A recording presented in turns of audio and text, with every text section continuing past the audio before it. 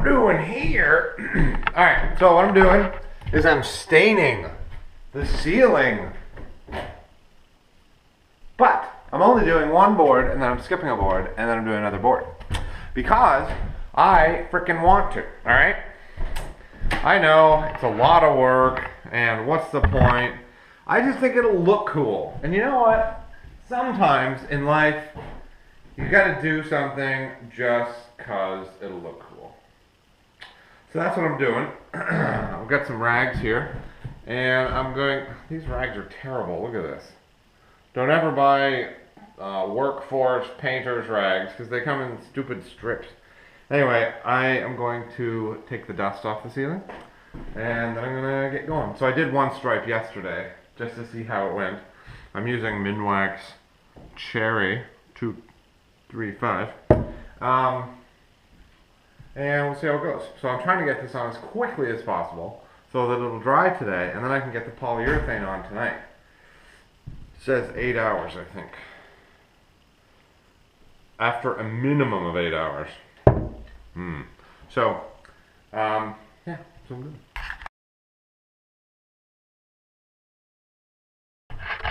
So, check it out. Ceiling is done. Well, it's stained anyway. So, what I need to do next is prep this end wall and that end wall. Just by sanding the wood putty nail hole thingies. If I had my choice again, I would not do the wood putty. But some of these just need a little cleaning up. Once I do that, then the ceiling and the walls will be ready for polyurethane, which is what I'm using for a finish. So, I didn't show this part, but I cut this top, I don't know what to call it. But anyway, it goes in the seam between the two ceilings.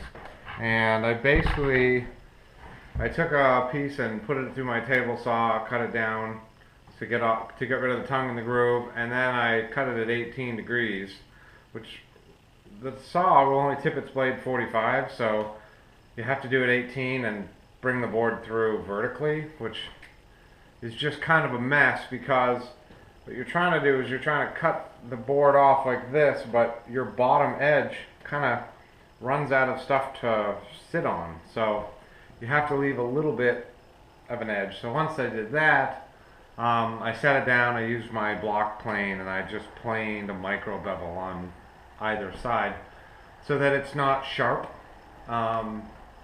because people are going to be up here and touching the ceiling. I want it, you know, not to be dangerous or sharp. So anyway, I'm going to sand those holes, and then I'm going to start prepping these walls for some sort of a wall covering. I don't know what it is yet. Okay, so what I just did is installed this 2x4 along the top of this wall. What that's going to do is allow me to mount plywood starting where this piece is all the way up to here. And that'll give me a wall surface on which to put a wall covering. It'll also give me a place to set my sill board and secure it.